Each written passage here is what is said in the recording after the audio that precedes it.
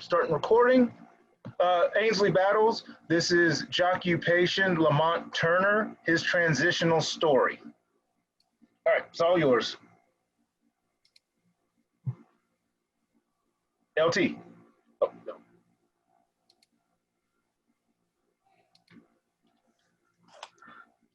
Yeah, so my name is Lamont Turner from Franklin, Tennessee, and I went to Vanderbilt by way of playing sports. Here you'll see my background, and the beautiful thing I love about sports, it provides an opportunity to grow. And for me, I grew socially. So I stepped outside of the neighborhood with the neighborhood friends here, predominantly Black. I didn't go to the public school route, even though I maintained the relationships in the neighborhood. I went to a predominantly white school, college prep school called Battleground Academy. And it allowed me to grow socially. So it expanded my network. It allowed me to expand on my social skills and learn how to network a lot more. And really, it prepared me how to interact with the school that I was going to go to, a lot of the schoolmates, classmates there, as far as Vanderbilt University. And so I did that. And then as a competitor, BGA helped me learn how to compete as we won a state championship there. And also, too, most importantly, we executed. Because again, we learned how to execute, but as a competitor, it allowed me to overcome the fear of trying and how to get back up and learn how not to quit. So those skills allowed me to go to Vanderbilt, as you can see here.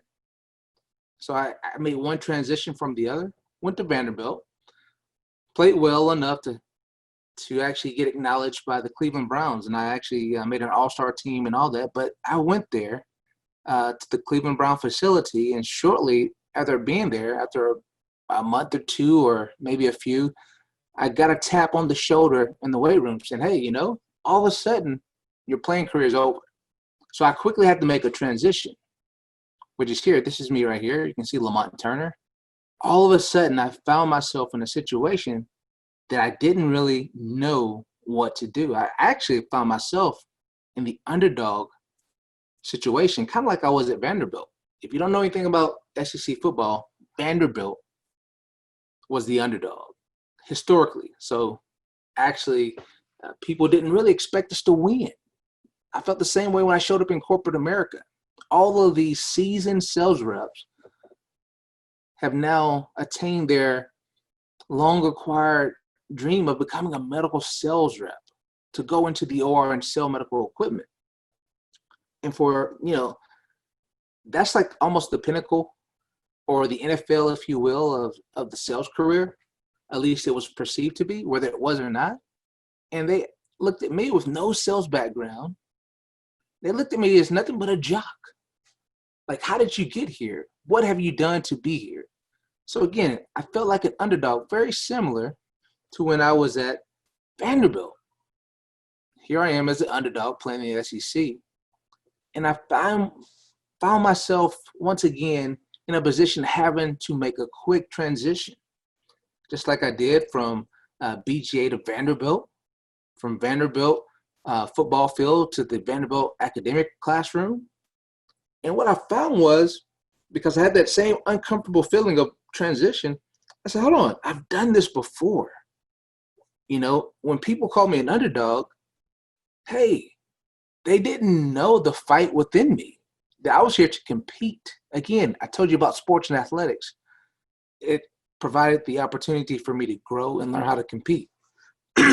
So in doing that, again, I was once again in the same situation. So the same way I documented this picture of actual transition, and when I actually came to the sales position, what gave me the confidence to be able to compete on the corporate level without any experience as the underdog was to compete for that position. I had to document and prove to others that I had what it took. And it took me actually searching within myself to actually retrieve the documentation, to reflect back on my own story.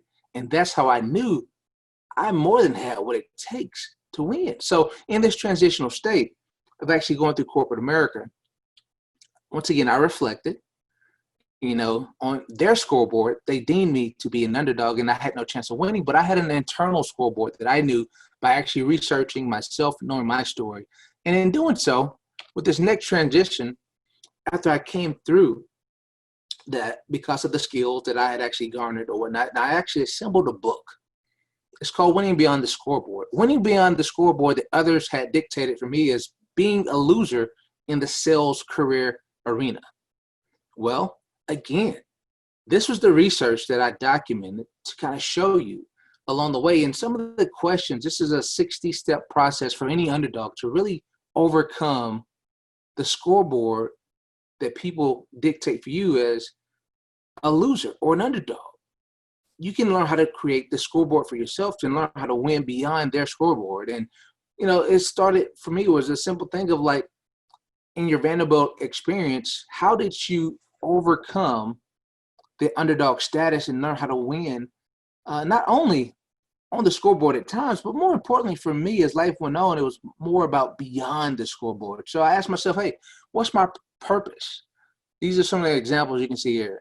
First of all, you acknowledge the different scoreboards that people have, and then talk about the intangible scoreboard. So you have to realize that there's more value in you than people tangibly see sometimes. And later on, your experiences, once you actually digest them and actually process them, you'll extract the value that you have. But in doing so, what's my purpose? So they didn't know my purpose of why I showed up at the Continental surgery at the time, of why I was there to compete, and then exposing the stats. I knew the stats about the opportunity of the situation. I knew what was going to help drive me to win on the medical device scoreboard as the medical device underdog.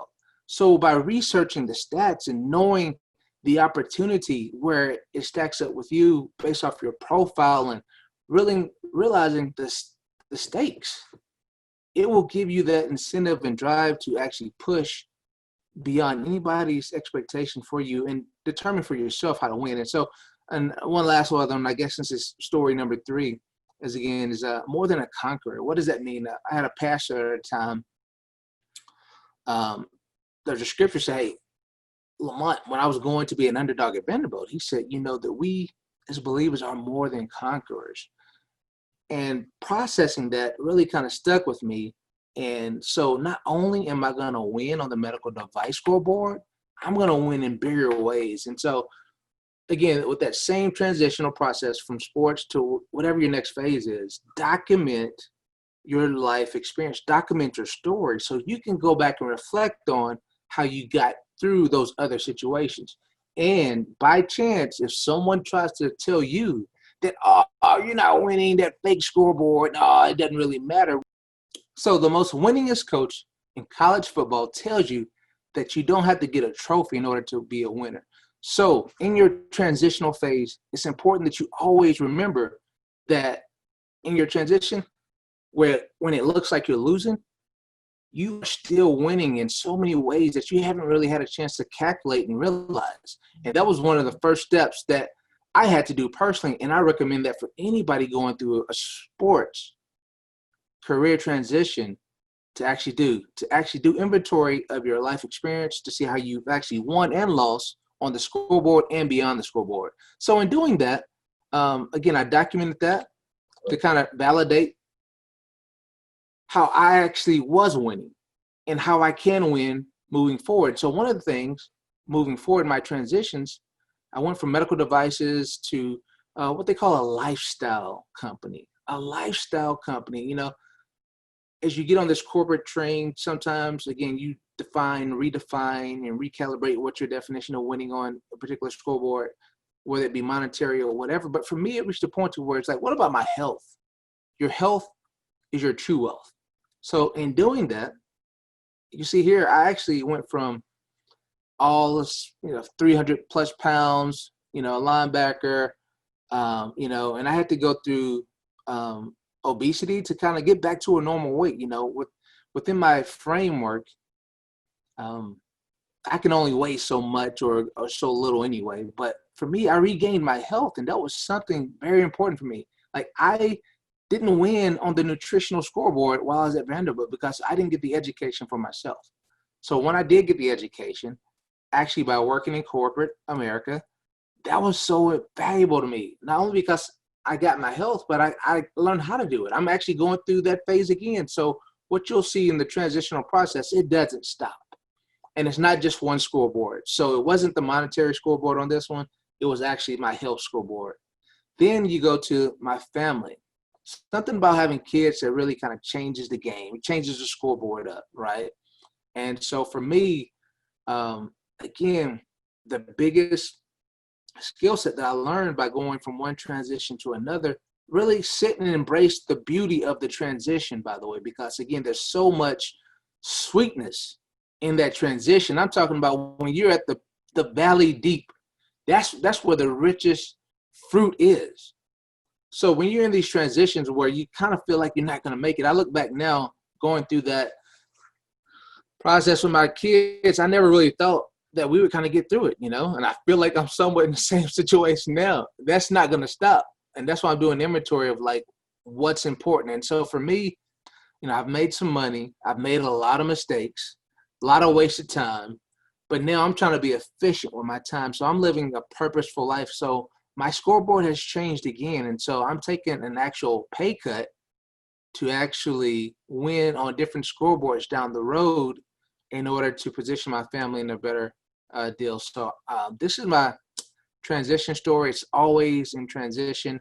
And that's why, the pinnacle of my actual story is, hey, I'm always under construction. Coming soon, the next phase, we'll have to wait and see what that's going to be. But please know and believe I'm under construction. And the transitional process is a beautiful process. Embrace it, because you'll see your story, how you're a winner despite what it looks like on people's scoreboard and your scoreboard at the time. So that's how I kind of got to where I'm at right now.